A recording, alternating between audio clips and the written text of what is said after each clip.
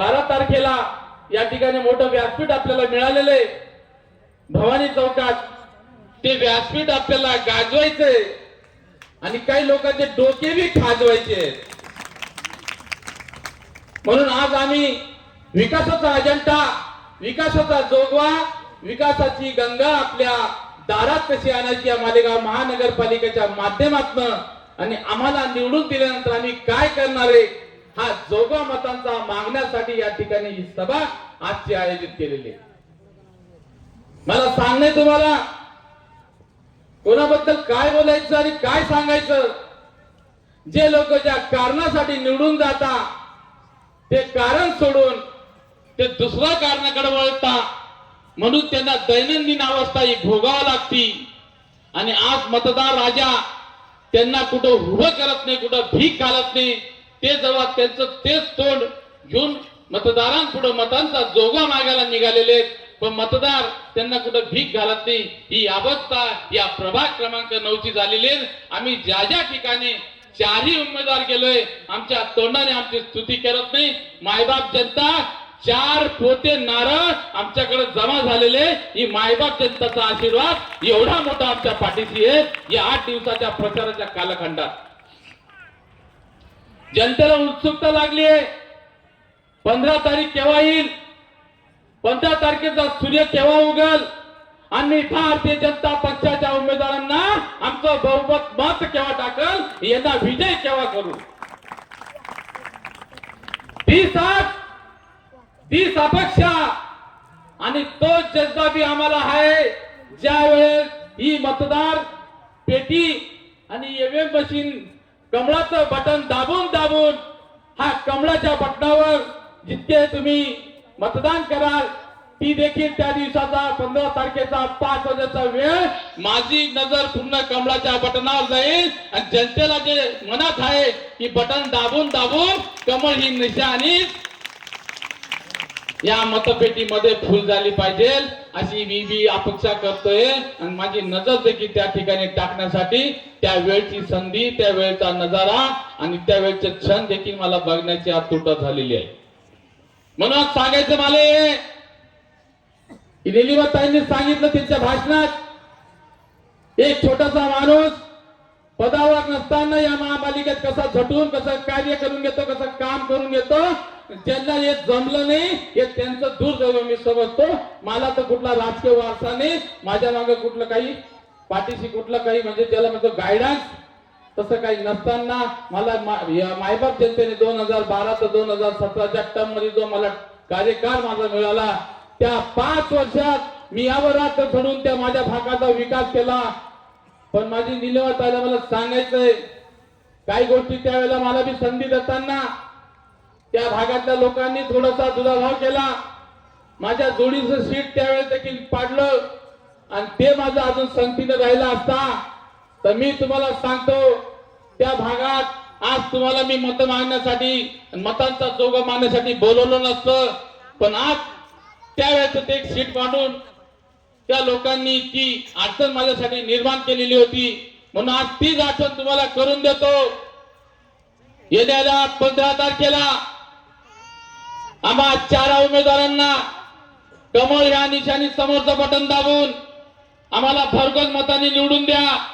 जर तुमच्या मनात काही आज असेल तर ते सांगून टाका. मी 1 देणार नाही, मी 2 देणार नाही, मी 3 देणार नाही. काही लोक विरोधी पक्षाचे एक मागायला निघालेले. आम्ही बघा तुमच्यापर्यंत, तुमच्या समोर, तुमच्या आघात, तुमच्या माग आमचे कार्यकर्ता असो, माझे नातगोता असो, हे सगळे आम्ही 4 मतं मागतोय. आमच्या मधला कोणीच गद्दार नाही, कोणीच फुटीरवादी नाही. म्हणून तुम्हाला सांगतो तुमची करासोटी तुम्ही करू नका. भारतीय जनता पक्षाचा आमचा विश्वासघात करू नका. मायबाप जनता माझे मतदार राजांनो आम्हा 4 लोकांना तुम्ही निवडून द्या. मग या प्रभागाचा तुम्ही विकास बघा. जर आम्ही कुठं कमी पडलो तर तुम्हाला तेवढा अधिकार देतो की कान पकडून आणायचं, आम्हाला कान पकडून आणि ते काम करून घ्यायचं आमच्याकडनं. फक्त तेवढा अधिकार आम्हाला द्या की तुम्ही 4च्या 4 मतं कमळाच्या निशाणी समोर द्यावा. दुसरं असं की आमचे चारही उमेदवार त्यांच्या पाठराखण जे नेतृत्व करता, भीमेश्वर महाजन असो, अजय महाजन असो, त्यांचे म्हणजे निलिमाचे सासू सासरे असो, निंबाअण्णा असो किंवा संजूबा असो खरताळे, आणि युवा आणि जयस असो, तुम्ही बघा जनतेच्या सेवेसाठी कधीही फोन करेल पोरांना, कधीही आजमून पहा. यांनी कधी फोन उचलला नाही, हे कधी गोरगरिबाच्या कामात नाही, अशी नोंद तुम्हाला कुठल्या डायरीत या मालेगाव शहरात या संगमेश्वर भागात सापडणार नाही. म्हणून तुम्हाला सांगतो मी, आम्ही जेव्हा मत मागायला निघालो या निवडणुकीत, आमच्या कामाच्या जोरावर, आमच्या मेहनतीच्या बळावर आम्ही मत मागायला निघालेलो आहे. सांगायचं उदाहरण असं तुम्हाला, जे धनधान्य पॅनल आमच्या समोर उभं आहे, त्या शिवसेनेने आमच्या समोर ज्या उमेदवारी दिलेल्या आहेत, शिवसेनेला माहिती आहे आमचं काम, आम्ही कोण आहेत आणि आम्ही जनतेचे प्रश्न कसे सोडवतो. इतका दम राखून 8 दिवस युतीचं भूत घातलं, कार्यकर्त्यांची धार कमी केली, कार्यकर्त्याचा जल्लोष कमी केला, जुलूस कमी केला, आणि जगपर्यंत या पॅनलचे गुलाब पगारे यांचा फार्म कुठं पडतो ते बघून मग अडकची सुरुवात झाली. आणि आमच्या समोर एवढा ताकदवर उभा केला, एवढा ताकदवर 200 कोटीचा मालक हे पॅनल पाडण्यासाठी उभा केलेला 200 कोटीचा मालक.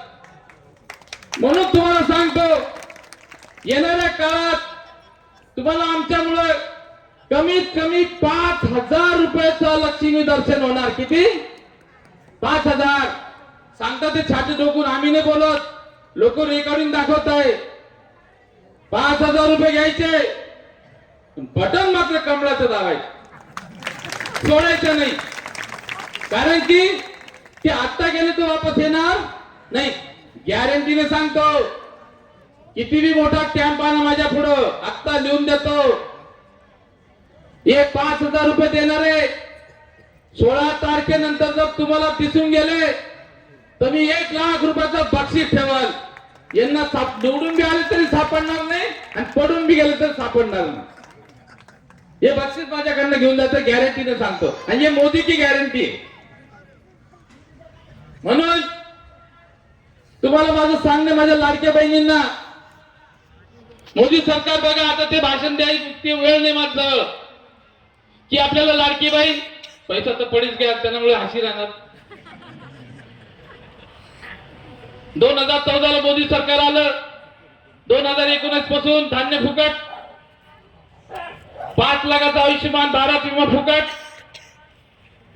आणि आत्ताच आम्हाला नातू झाला, आमच्या घरामध्ये 1 महिना पूर्ण नाही झाला, आमच्या नातवाने एक स्कीम घेतली.